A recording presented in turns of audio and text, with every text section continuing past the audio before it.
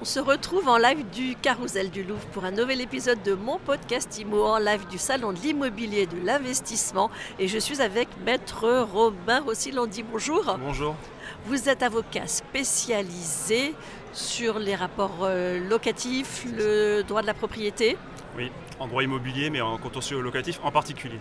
Bon, alors, en parlant de contentieux locatif, on entend où est-ce qu'on en est au niveau du Airbnb dans Paris? Alors, bonne question, c'est vraiment un sujet d'actualité puisque les premières décisions qui sont rendues par le tribunal judiciaire de Paris ont été rendues depuis le 29 septembre.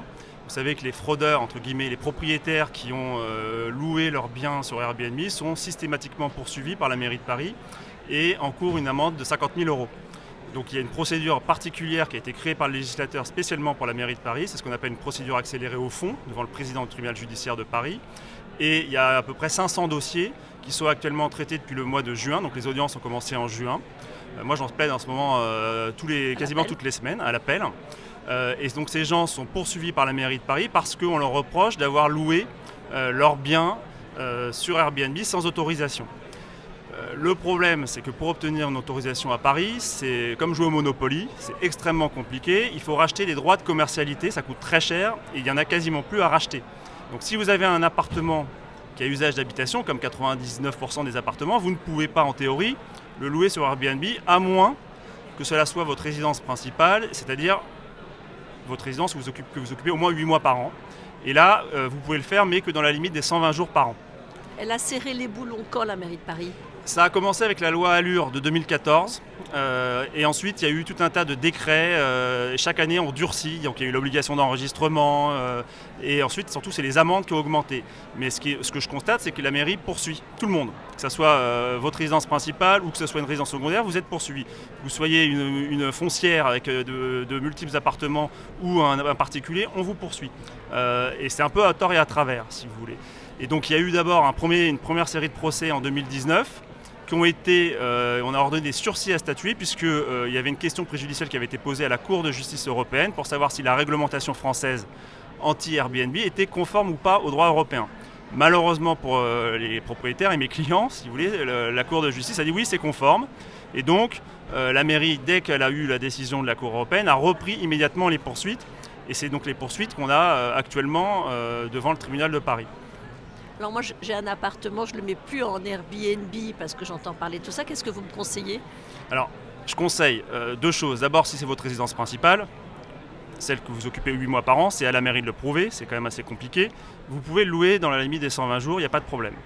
Mais je conseille surtout, c'est pour ça qu'on est au Salon de l'immobilier de l'investisseur, c'est qu'il y a encore toute une faille, un vide juridique si vous voulez, qui permet aux gens de louer sur Airbnb de façon illimitée. On n'est pas tenu par les 120 jours.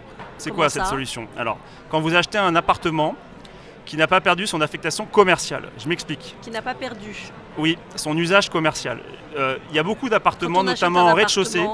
Il n'y a pas d'usage commercial? Si, il peut y avoir justement, parce qu'il faut comprendre que l'usage, en fait, il y a deux types d'usage.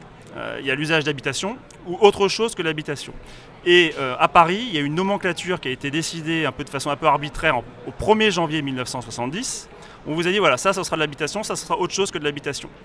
Et tous les appartements qui sont dans autre chose que de l'habitation sont considérés comme avoir un usage commercial. Et donc ces appartements-là, ou ces locaux, c'est souvent des rez-de-chaussée ou des premiers étages.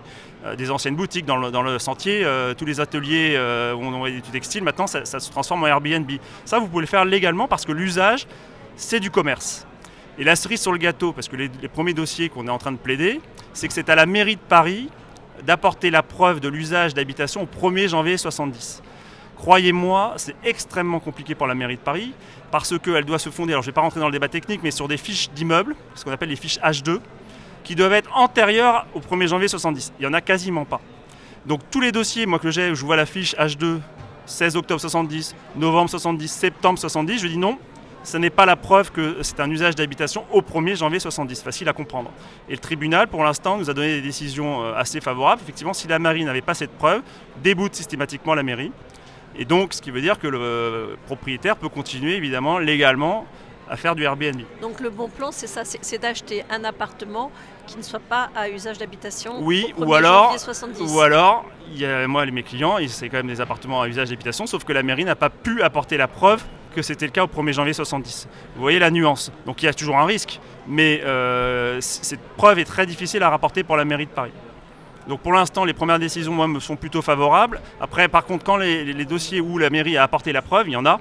Par exemple, en produisant un règlement de copropriété antérieur au 1er janvier 70 qui dit que tout l'immeuble est à usage d'habitation, là, le tribunal ordonne plutôt des peines assez lourdes qui vont 40 000 euros, 45 000 euros. Donc il faut que ça soit dissuasif. Par appartement. Par appartement. Il y a des bailleurs qui ont donc il faut faire très appartements. attention. Voilà, c'est par appartement. Est-ce que vous pensez que du coup on joue avec le feu en cherchant voilà, Vous ne jouez pas avec le feu si vous trouvez un appartement dont il n'y a aucun doute, c'est un usage commercial. Ça, il n'y a aucun problème, aucune difficulté. Moi, je vous parle des appartements où c'est un peu plus litigieux. On ne sait pas trop quel était l'usage finalement. Est-ce que c'est vraiment resté habitation ou est-ce que ça a été changé ou pas? C'est compliqué, je vous dis. Comment on fait pour savoir ça? Il faut demander au tribunal. Non, en fait, pour savoir ça, avant, c'était les notaires qui devaient se prononcer. Maintenant, ils ne le font plus. Donc, il y a vraiment une enquête à faire en regardant les pièces. Et je vous dis, ce travail est très compliqué. Et c'est à la mairie de le faire, ce travail. Et donc, si elle n'apporte pas la preuve, c'est le Code de procédure civile, article 9. Le demandeur doit apporter la preuve de ce qu'il allègue. Donc, la mairie est déboutée sur ce terrain-là. Donc c'est une nouvelle perspective pour les fraudeurs parce qu'on arrive quand même à défendre ces dossiers et à obtenir des déboutés de la mairie. Si, encore une question. Tout ça uniquement, ça ne concerne que Paris pour l'instant. Est-ce qu'il y a des villes de première couronne ou autres qui vont être concernées par... Il faut savoir, effectivement, bonne question, le Airbnb, on peut en faire partout ailleurs. À Paris, c'est parce que c'est réglementé, si vous voulez. C'est dans les villes de plus de 200 000 habitants, ce qu'on appelle les zones tendues, et encore, il faut que le conseil municipal ait décidé de le mettre en application. Évidemment, à Paris, on a fait tout l'arsenal possible pour dissuader les propriétaires de louer sur Airbnb. Donc pour l'instant, le problème, il est uniquement dans Paris intramuros. Oui. Après, moi, mes clients, il y en a certains qui ont arrêté dès qu'ils ont été poursuivis. Ils se sont dit, moi, j'arrête. Soit je vends mon appartement, soit je le remets à la location traditionnelle. C'est le but recherché par la mairie de Paris. La plupart du temps, il ne faut pas se leurrer. Les clients se disent, non, moi, je préfère avoir des touristes qui payent bien. Effectivement, il y a la rentabilité, mais il n'y a pas que la rentabilité. Un touriste, il part à la fin de son séjour. Il ne va pas rester dans les lieux et on ne mettra pas 2 ans pour l'expulser parce que c'est ça qui fait peur à l'investisseur. Moi, mes clients, ils ont peur de la procédure d'expulsion qui est un parcours du combattant et qui dure 1 an et demi, 2 ans. Donc, ce que recherchent les investisseurs, c'est des biens qui rapportent vite et évidemment qui sont sécurisés. Et effectivement, moi, j'ai jamais vu un seul cas où le touriste s'est maintenu, s'est accroché, n'est pas rentré chez lui. Merci beaucoup, Maître Romain Rossi-Landy. Vous êtes donc avocat spécialisé dans le droit immobilier. Et je vous dis à très bientôt pour un nouvel épisode de mon podcast IMO à retrouver sur toutes les plateformes et sur MySuite IMO.